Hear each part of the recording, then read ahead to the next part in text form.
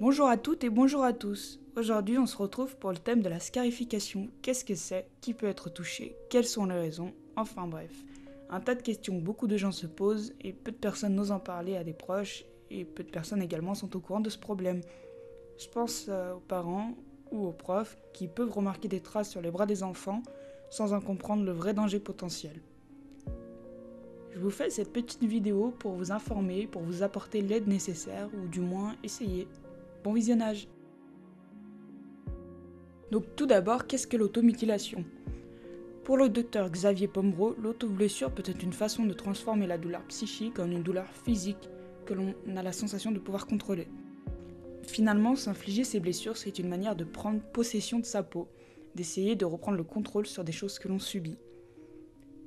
Cela permet également, pour certains, d'extérioriser quelque chose que l'on ne parvient plus à garder en soi. C'est un besoin de lâcher et cela apporte une forme de soulagement, de plaisir. Lorsque des blessures psychiques ne peuvent pas se dire, l'autoblessure devient un langage et même une façon de rechercher de l'aide indirectement. On marque son corps de façon visible. L'autoblessure permet aussi de court-circuiter la pensée. Lorsqu'on se blesse, on ne pense plus forcément à ce qui nous pose problème. Il existe plusieurs sortes d'automutilation, mais nous allons parler de deux principales. L'automutilation compulsive. En gros, c'est de l'arrachage de peau, des morsures, de l'arrachage de cheveux ou encore le fait de ne pas soigner ses plaies. L'automutilation impulsive, c'est des coupures épisodiques ou répétitives par lame de rasoir, ciseaux, compas ou autre objet. Mais ça peut aussi être des brûlures, et le plus commun étant des brûlures de cigarettes. Mon parcours. Pour ma part, j'ai connu l'automutilation impulsive. Je vais vous expliquer brièvement comment je l'ai vécu. Donc j'ai commencé en 4e, à l'âge de 13 ans. Pour faire un résumé rapide, j'ai vu une amie de collège le faire et j'ai eu l'impression que ça la soulageait. J'ai donc fait de même et je me suis perdue car après c'était devenu une véritable addiction.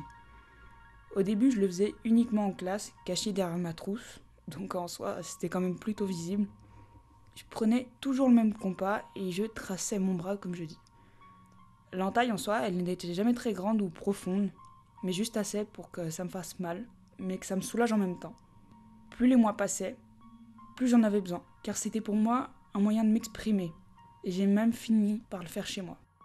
Je devais me cacher les bras pendant l'été avec des manches longues ou du fond de teint. Je l'ai fait pendant 3 ans. J'ai arrêté car j'ai eu de gros problèmes que j'expliquerai peut-être plus tard. Au collège, c'était comme un appel à l'aide, une bouteille à la mer à qui verra mon mal-être. Moi, j'ai eu la chance, une très très grande chance, d'avoir une personne qui m'a soutenu, un surveillant du collège. Mais mon mal-être était bien trop grand pour qu'il puisse me guérir. Néanmoins, avoir quelqu'un qui écoute et soutient m'a fait le plus grand bien. Donc après avoir arrêté, je n'ai plus fait de traces pendant 2 ou 3 ans. Et un jour où j'allais pas forcément bien, j'avais mon appartement, j'étais seule, et je me suis dit pourquoi pas.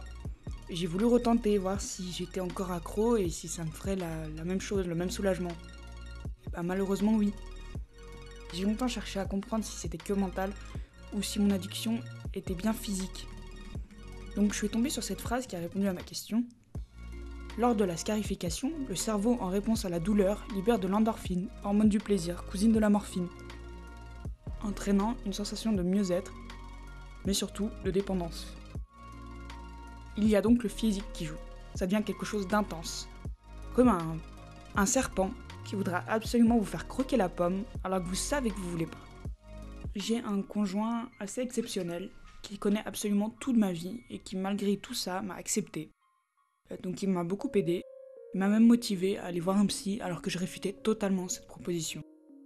Du coup, depuis, je le vois régulièrement et ça me fait vraiment du bien. Quand on a parlé de ce problème, il m'a donné un petit conseil, je m'en sers encore et j'ai envie de vous le partager. Quand l'envie vous prend, avant de faire l'acte, demandez-vous pourquoi. Pourquoi je fais ça? Car il est vrai que parfois, je me retrouvais avec un couteau dans les mains, mais sans trop savoir pourquoi. Juste par habitude, comme quelqu'un qui fume une cigarette, qui la prend dans le bec et qui la fume, qui l'allume, mais sans raison, pas parce qu'il en a envie, mais parce que c'est devenu un geste du quotidien. Et nous, c'est pareil. Ça peut être cette raison-là, et quand on est devant ce fait accompli, il faut qu'on se demande pourquoi. Pourquoi on en est là? Pourquoi on a envie de faire ça? Qu'est-ce qui nous pousse dans notre tête à vouloir faire ça? Et s'il y a un pourquoi, prenez une feuille et écrivez-le. Ou dessinez-le si vous avez ce talent. essayez d'exprimer ce que vous ressentez, ce que votre corps veut sortir, mais que vous n'arrivez pas à le faire. Qu'est-ce qui vous fait mal en ce moment? Comment tu te sens? Quelles émotions traversent ton esprit? Écrivez ces mots sous forme de liste. La première fois que j'ai pensé à ce conseil, c'est ce que j'ai fait. Ça a donné un peu n'importe quoi, parce que je ne sais pas m'exprimer. Je ne sais vraiment pas faire des phrases. Et du coup, ça a donné triste, énervé contre moi-même, déçu, échec. Tout ça dans un ordre sur une feuille, ça ne ressemblait plus à rien, mais ça m'a soulagé.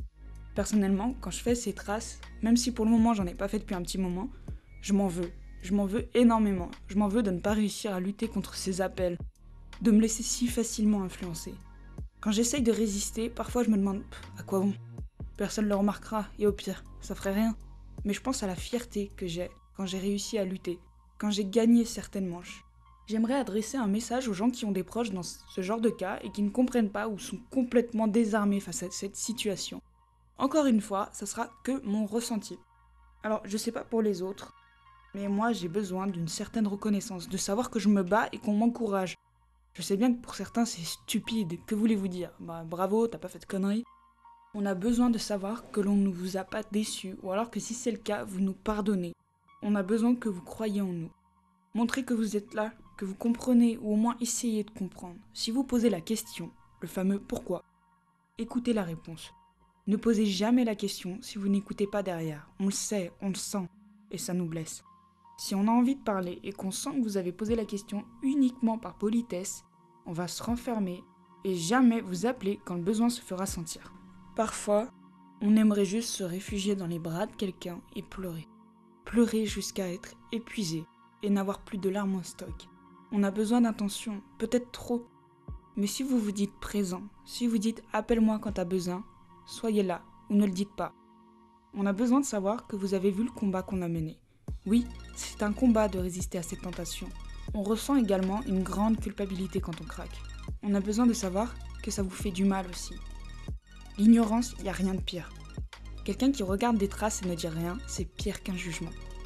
On veut savoir ce que ça vous fait, ce que vous ressentez, comment vous le percevez. Mon conjoint me disait parfois d'imaginer ce que ça me ferait si je voyais ces traces sur lui. Mais il le disait avec tellement de douceur, jamais dans l'agressivité. Ça m'a juste fait un déclic dans ma tête. On a juste besoin de parler, mais vraiment, de prendre le temps de parler. Chaque individu est différent et je dis on, mais plein de gens ne se reconnaîtront peut-être pas dans mes écrits. Je pense quand même que la plupart des âmes perdues, comme je nous appelle, ont besoin de douceur et de beaucoup de compréhension. C'est des appels qu'on lance, et on a besoin de réponses en retour. Voici le résumé des causes, en très gros. L'autopunition. C'est-à-dire que la personne retourne l'agressivité contre lui-même lorsqu'il est convaincu d'être indigne de l'amour de l'un ou de ses deux parents. Cette forme d'automutilation est souvent retrouvée chez les victimes d'abus sexuels ou d'autres traumatismes psychologiques. Certaines jeunes filles peuvent rechercher dans l'automutilation une propreté symbolique, après avoir subi un viol ou tout autre attouchement. La demande d'attention. L'automutilation permet dans ce cas d'exprimer une forte détresse, une souffrance psychique. Le sujet ressent un grand mal-être, il peut s'agir de colère, d'anxiété, de désespoir ou plein d'autres choses. La recherche de sensations. Le sujet présentant une défaillance identitaire cherche leurs limites dans l'automutilation. Ce sont dans la plupart des cas des personnes ayant vécu des expériences douloureuses pendant l'enfance. Et la peur de la sexualité. Une cause d'automutilation que l'on retrouve chez les adolescents que l'apprentissage de la sexualité plonge dans une angoisse. Alors, avec tout ça, comment repérer les signes ? Comme je l'ai dit et le répète, chaque individu est différent. Mais tout le corps peut être touché, principalement les avant-bras, poignets ou cuisses. Personnellement, j'ai fait aussi le cou, le ventre ou les épaules. Si votre proche garde une veste, même quand il fait 30 degrés, ça peut être un premier indicateur. S'il ne veut jamais mettre de short, jamais montrer certaines parties de son corps, trouve toujours une excuse, peut-être qu'il se scarifie. Dit comme ça, on pourrait penser que c'est très facile à repérer. Mais ne vous en voulez surtout pas si vous ne l'avez pas vu. J'ai pu le cacher à ma famille pendant 3 ans. Il faut savoir que les adolescents sont souvent touchés, mais les adultes aussi peuvent également s'automutiler. Encore une fois, désolé, je vais vous parler de moi. Moi, j'avais un comportement un peu particulier, c'est-à-dire que je vivais des choses très compliquées à la maison, j'ai subi des choses dans ma petite enfance, j'ai eu beaucoup trop de vécu pour un enfant et puis après pour une adolescente. Donc personnellement, j'étais très renfermée, je souriais peu et aimais beaucoup être seule. Je parlais très peu, mais parfois il pouvait m'arriver d'avoir des moments de bien-être, comme quand j'étais avec mes amis par exemple. Je ne saurais quoi vous dire pour repérer si votre proche se fait du mal ou pas, mais soyez bienveillant avec vos proches. Portez-leur de l'attention. La période de l'adolescence peut être vraiment difficile. Demandez régulièrement si votre enfant va bien, mais creusez derrière un timide oui.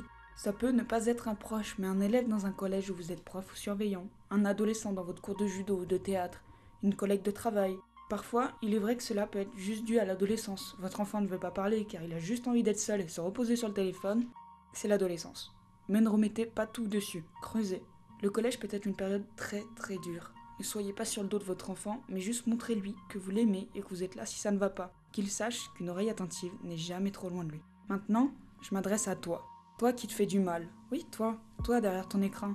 T'as cliqué sur ma vidéo, c'est que tu recherches probablement du soutien ou même une explication à ton problème. T'as pas cliqué par hasard, je le sais, j'ai fait pareil.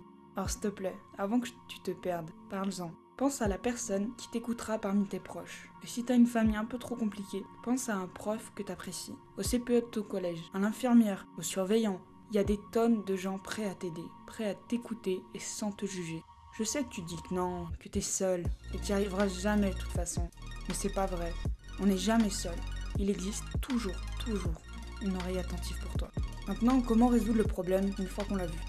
Comme je l'ai mis plus haut, il faut parler, beaucoup parler. Essayez de le ou la convaincre de consulter un psychologue, mais en y allant en douceur. N'imposez pas. Si vous l'imposez, il y a des risques que la personne se ferme complètement et qu'il n'y a aucun résultat.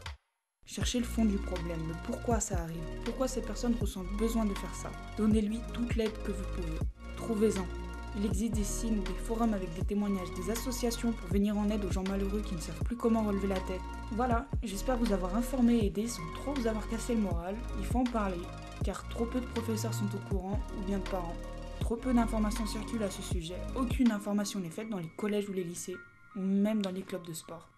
Tout le monde peut être touché et les conséquences sont graves, puisque dans beaucoup de cas, cela se termine en tentative de suicide. Mais rassurez-vous, pas chez tout le monde.